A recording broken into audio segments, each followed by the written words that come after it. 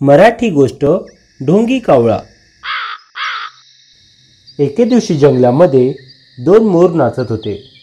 ते मोर दिसायला खूप सुंदर होते। शेजारीच झाडावर बसलेला एक कावळा त्या मोरांकडे टक लावून बघत असतो। त्या मोरांचे सौंदर्य पाहून कावळ्याला खूप ईर्ष्या होते। त्या कावळ्यालाही असे वाटू लागते की त्याने सुद्धा त्या मोरांसारखे सुंदर दिसावे।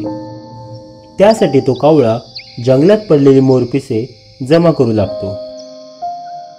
जमा केलेली मोरपिसे शेपटीला चिटकवून तो कावळा नाचू लागतो। तो कावळा आनंदाने उडू लागतो।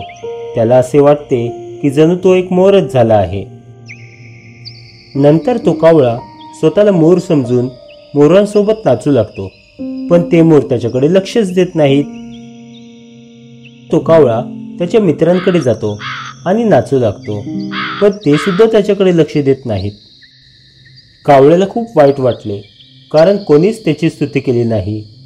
तो एकटा पडला होता, त्याला कोणी मित्रच नव्हते। तो दुःखी होऊन रडत असतो।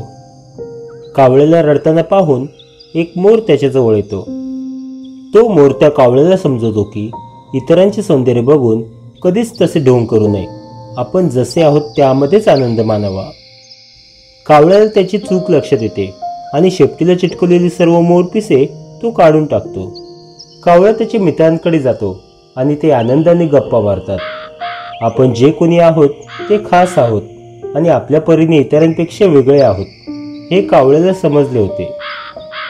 कोणा एखाद्यासारखे कपडे घालून त्यांचे अनुकरण करून आपण त्यांच्यासारखे नाही बनत। सगळ्यात चांगली गोष्ट ही आहे की आपण जसे आहोत त्यात आनंदी राहावं।